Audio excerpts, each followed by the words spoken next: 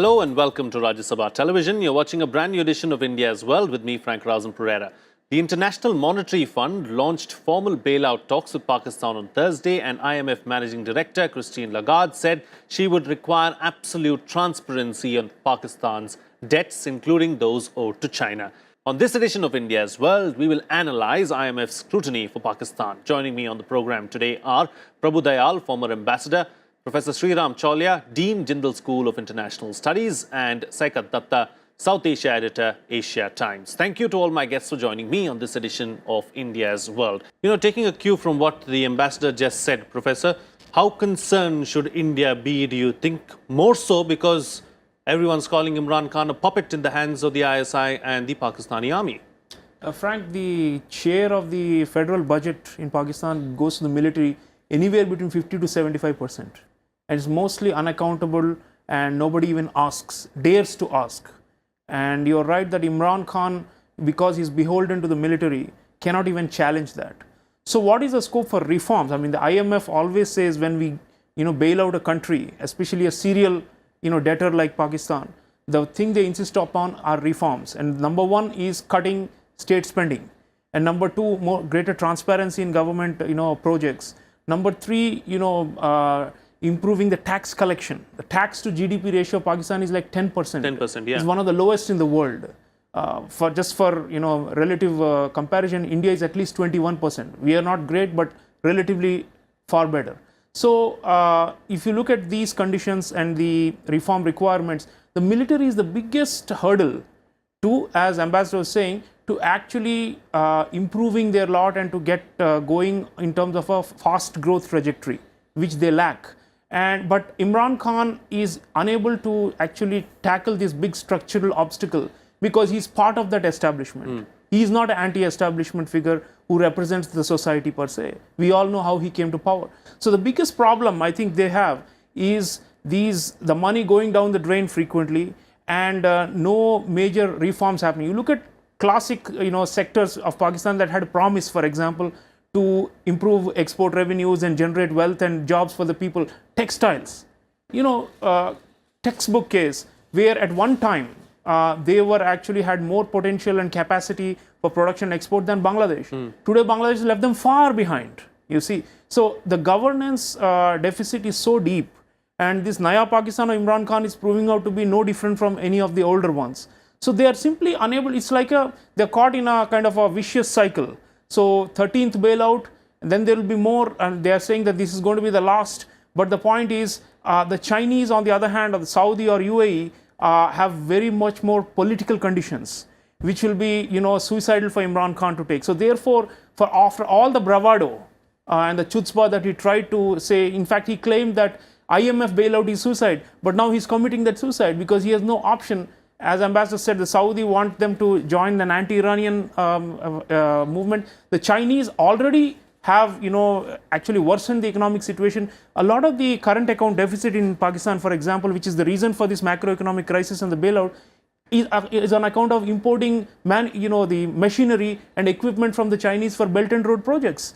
They would not be having such a massive deficit where they can't even cover 2 months of imports right now. So in a way, if they had to go back to China and fall back on them, the conditionalities and the complete debt trap would have worsened and would have led to complete sale of sovereignty of the country.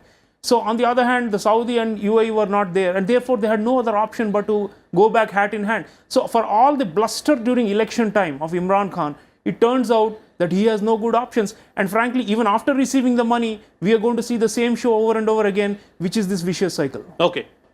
Professor, what are the conditions really as far as this IMF bailout is concerned? Can these conditions be met? Because in the past, Pakistan has not met many of these conditions. And also, what's going to change really? I think, Frank, one of the things apart from, curbing, excessive welfare policies, already, Imran Khan, who said that he will set up an Islamic welfare society, has now backtracked and is now saying we have to implement austerity in order to balance the books. So which means the poor who live on handouts will not get those. On the other hand, the IMF would say that you need to tax the richest corporations. And he cannot do that because most of these are controlled by foundations and trusts which have got retired military generals sitting on them. So what do you get then? He has kind of a moribund industry. The agriculture sector, you still have feudal domination in many parts, where there's not enough production or enough land ownership that can lead to profit and export.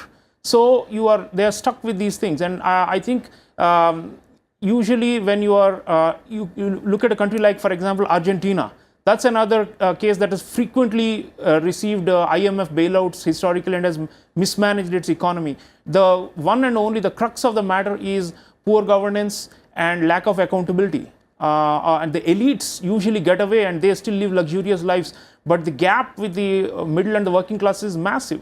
So therefore, they are set up, in fact, and that feeds into the radicalization and the jihadist culture as well, because in the absence of any opportunities, most of the youth, even in the Punjab province, now not to mention the Balochistan and the Khyber, are being attracted to these so-called charities that are funded from the Gulf and which become funnels to join sectarian or large-scale jihadist groups to wreak havoc in the region. So one of the things that I think the IMF is also looking for, indirectly via the US, although the IMF itself will not talk about it, is this problem, this interference in affairs of Afghanistan and India. I think the Americans have made very clear behind the scenes that this time, the bailout, if it goes up to 12 billion, will include unspoken conditionalities of restraining this jihadist menace. And we have been talking about how the US could crack down on for a long time. But I think this time they may have more leverage, simply because, as we've discussed, Imran Khan has very little wriggle room. Although I must say that the Pakistani military tends to be irrational, and in fact Christine Fair has written a book about it, saying that here is a military that keeps losing wars to India, that keeps bleeding its own society, that knows it's working against its own best national interests, and still perseveres and still commands and still uses propaganda to whip up Pakistani nationalism. So you have a situation where there will be restraints, I think, placed on their nefarious activities in the region. And in that sense, it's a good news for India if they get an IMF bailout, because we would want all levers of pressure to be applied on them, not just for handing over masterminds like Hafiz Saeed, but at the lower level on the ground, to stop this infiltration business for which Pakistan has become the world's #1 expert. Both infiltration into Afghanistan by Taliban and by the Jaish-e-Mohammed and Lashkar-e-Taiba and Hizbul Mujahideen into Kashmir, Indian Kashmir. So I think if that kind of outcome ultimately comes about, we should be quite pleased with. Although we must say, as I said, the caveat is that the irrationality of the Pakistani military is such. Remember, they have had prime ministers in the past who said that we will eat grass, but we will still acquire nuclear weapons in order to attain parity with the Indians. So if it's that kind of mindset, the jihadist mindset that we have to fight what they consider to be a Hindu India, I think it's a lost cause for them. All right. Right. Professor, talking about trade, we've obviously found other ways to get to Afghanistan, Iran and beyond. But do you believe that Pakistan should open up the borders for trade really with India, because that will definitely help their economy? Well, the motor vehicles agreement of SAARC has been stalled for a long time because of this one objector. All the other SAARC countries are on board for seamless connectivity through land as well as waterways. As you know, we are doing our own parallel, small group connectivity projects of BBIN with Bhutan, Bangladesh and Nepal. Then there is BIMSTEC, and we are going ahead. But ideally, we would like our vehicles to be able to crisscross the Pakistani territory to reach Afghanistan and beyond. But we know that that's the mindset, the phobia they have of being somehow inundated or by what they consider to be Indian hegemony is so strong and is so deeply rooted that they have been force-fed the narrative that we can become slaves of China through CPEC or through Belt and Road, but we will not accept any kind of anything less than equality with the Indians. And that is, I think, the psychological barrier that's holding them back. Because if they actually trade with us, people often cite, for example, sugar.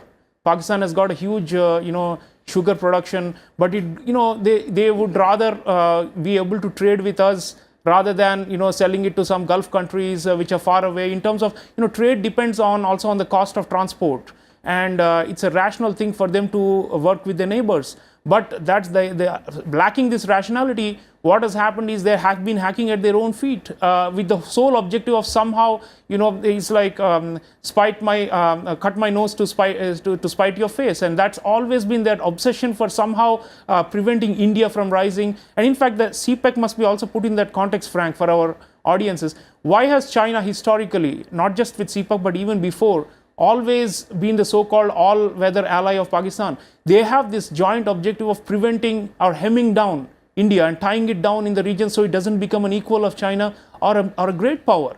So Pakistan has played this role, and in fact it has been shameless about relying on the Chinese handouts for a long time. CPEC is the latest form of it.